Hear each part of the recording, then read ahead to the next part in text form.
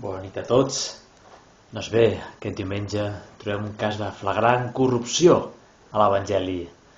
La mare de dos nois li demana a Jesús: escolta, els pots col·locar? Els pots situar bé?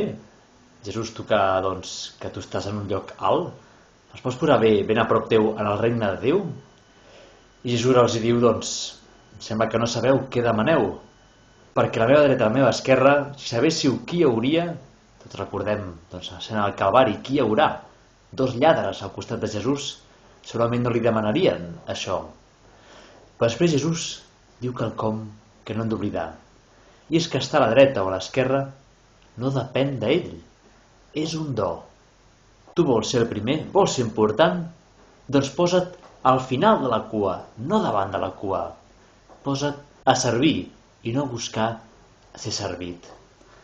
Avui, en uns temps que tothom passa necessitats, que moltes vegades volem anar trepitjar-nos uns davant dels altres, on que veiem que el que compta és ser el primer de la lliga, el primer en els partits, el primer en les enquestes.